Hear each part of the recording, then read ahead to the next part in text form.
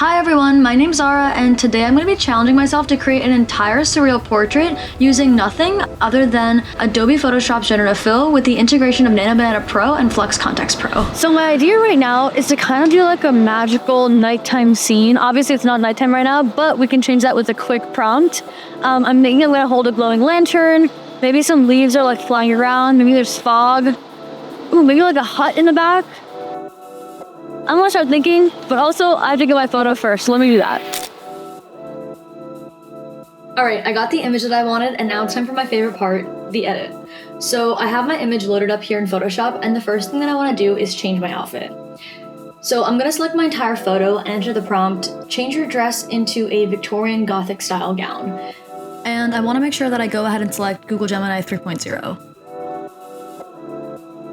And I'm just gonna keep generating until I get something that I really like. Okay, amazing, I'm really loving this dress, and my final prompt was change her dress into an elegant Gothic black ball gown with bell sleeves, keep her positioning the same, make her holding a glowing lantern in her right hand. So as you can tell, it's very different from the first prompt I made, but that's just to get very specific with this AI and to make sure it really understands what I want it to do. Also, what I'm noticing right now is that my face doesn't really look like my face, so I'm gonna mask around this area and bring back my face from underneath and just overlay it on top with a quick mask. Okay, great. Now that that's done, I want to change the scene into a nighttime scene, and obviously it seems like a really big challenge to do it on my own, but Nano prompts are literally the GOAT, and I'm gonna show you exactly how it magically transforms this image. Okay, so my prompt is gonna be change the scene into a dark nighttime scene, add fog on the ground, and add a cobblestone path. And we're just gonna hit enter and see what it creates for me. It takes a couple seconds to generate, but isn't that so cool? I'm just gonna keep generating this until I kind of sort of get something I want, but I'll also keep tweaking the prompt like I did before. Okay, amazing. So my final prompt is turn the scene into a dark nighttime scene, add fog on the ground and a cobblestone path, add leaves swirling around the subject. And I think this is exactly what I wanted to get. And again, prompting is a lot of trial and error, but I'm willing to be so patient with the software because it's literally cutting down my editing time. Now that I have this, I'm gonna also mask around my face here because again, we lost some of my detail in my face. I'm also gonna color correct it because it's not perfectly matching the nighttime color scene, so just a quick color balance layer should fix that. Okay, this is coming together so well. The next thing I'm gonna do is add a hut in the background, and for that prompt, I'm gonna write, add a hut in the distance with glowing lights and pumpkins surrounding it. And again, generating this a few times to get the result that I want, and bingo. All right, so that looks great.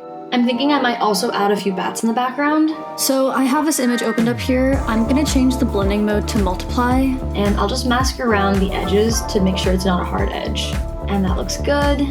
One final touch I always like to add in my photos is to make the highlights extra glowy. So I create a curves adjustment layer and boost the highlights, and then I'll go back in and mask around where I want those highlights to actually appear. I'm really happy with this. I think what I'll do last is just change the colors around, make sure it all is cohesive. So camera raw is a good place to start for me. I'll just add some camera calibration settings. I'm also gonna go ahead and add some vignette, and then just changing up those basic color settings until I'm satisfied with the results. And yeah, this is the final image. One of my favorite things to do is just click back and forth between the before and after and see what that looks like. But that is literally so cool, and it was just such a fast process. Thank you guys so much for joining me on this video. I hope you guys learned something new. Download Photoshop and try it out for yourselves. This is the coolest thing ever. It's game-changing, it's revolutionary. I love technology so much. I hope to see you guys again very soon. My name's Zahra. Thanks for watching.